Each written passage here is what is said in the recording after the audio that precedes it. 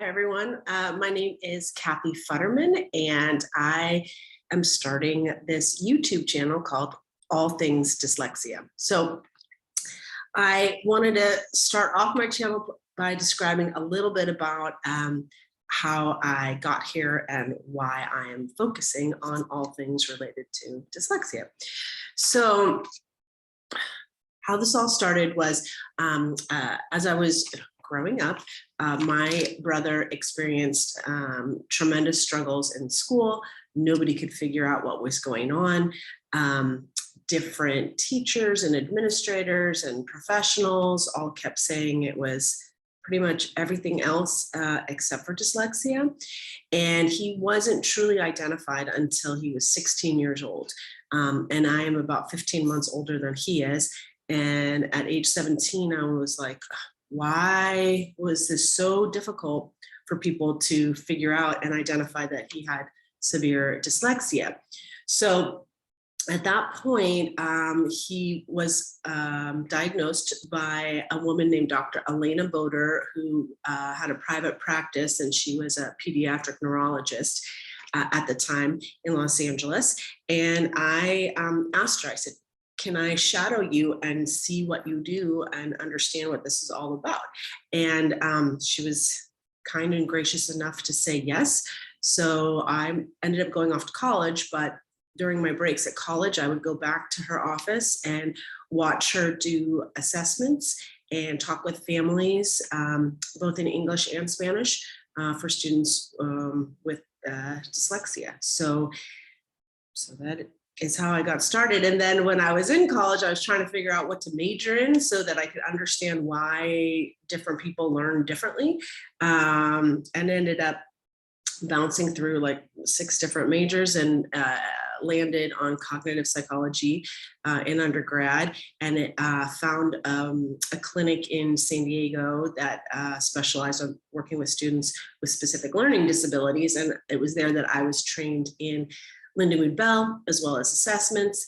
And I wanted to know more. So I ended up researching master's programs, and there was nothing in California, unfortunately, that was focusing on dyslexia and learning disabilities. And I ended up going to Tufts University, getting my master's in child development, child study, and working under Marianne Wolf, who I was a research assistant for.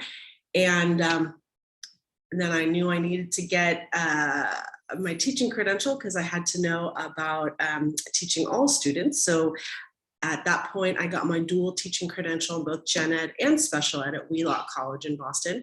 Ended up teaching at a school all for students with specific learning disabilities in Greenwich, Connecticut, called Eagle Hill. And I did that for 2 years. And then I said, I want to know more. I want to learn more. So I ended up at Northwestern. At that time, they had a program in learning disabilities. And I did my doctoral work there. But I didn't finish. I was all but dissertation. My dissertation was on teacher self-efficacy in teaching reading, but I didn't finish. Then I came out to California, or back out to California. At UC Berkeley, there was a whole program in educational therapy. And I technically wasn't an educational therapist because that wasn't what it was called back east, because it's a California-based association, the Association of Educational Therapists. I'll put a little link down below for this video. And anyway, we created a certificate program for people to earn a certificate in educational therapy. I was the clinic coordinator. Then I started teaching classes there on learning disabilities and differences and reading and language. Okay, long story short, that I taught a couple of places. I ended up getting asked to teach at Cal State East Bay for the Educational Specialist Credentialing Program. I've been there since 2009. Ended up working with Decoding Dyslexia California in 2014. I'll put a link down below for them. Decoding Dyslexia California is the grassroots movement comprised of parents and educators and professionals who ushered in AB 1369, which was the legislature bill for dyslexia back in 2015. And I can do a whole other video on how that all came to pass. Then I was asked to work on the California dyslexia guidelines. I'll put a link down below for those as well. Those are free. And finished, went to a second doctoral program at Cal State East Bay in educational leadership. And my dissertation there was called Identifying Students with Dyslexia in California Public Schools. So you see, I came full circle to be able to advocate and make sure that all teachers know how to A, identify students with dyslexia, B, understand what their needs are, how to remediate them so that no student needs to struggle either being not identified at all or misidentified or having teachers not know what to do. Because the great news is there are solutions. We know what to do.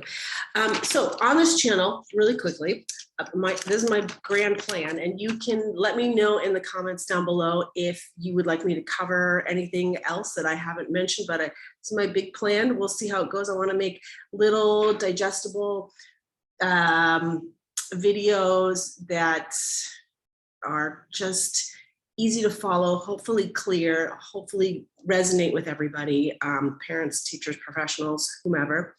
So for the next video will be just on what is dyslexia, going through the definition. One after that will be signs of dyslexia and characteristics. Then supporting student learning. Then talking about essential components of reading and language, a big overview of that.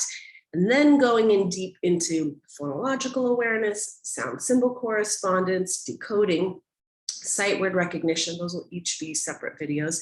Spelling and dictation, reading comprehension, reading fluency, written expression, multiple aspects of written expression, assistive technology, accommodations and modifications, and then getting into executive functioning, dyslexia and math or dyscalculia also, and social emotional issues and dyslexia. But then today I was thinking maybe I also need to do one like just on IEPs and like what type of quote unquote typical IEP goals you should be seeing with a student who has dyslexia. It's not going to be a one size fits all, but it could be at least a good guidepost for most people to know what the typical IEP academic goals should be comprised of if. So like if a student has a significant deficit in single word reading, spelling, reading fluency, for example, what would then be some correlating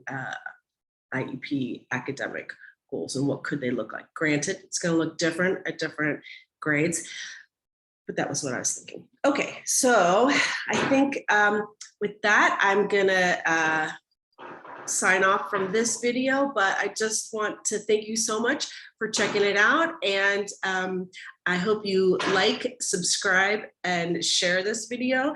And I hope this all works. And again, if you have ideas for me or you want to know more about any topic related to dyslexia, please let me know. You're probably going to hear my dog behind me for a second. Oh, the other thing is I am going to have a what's called a Teachable website, and I'll link that below as well, where you can sign up if you're interested in one-on-one consultation specifically for your child or student.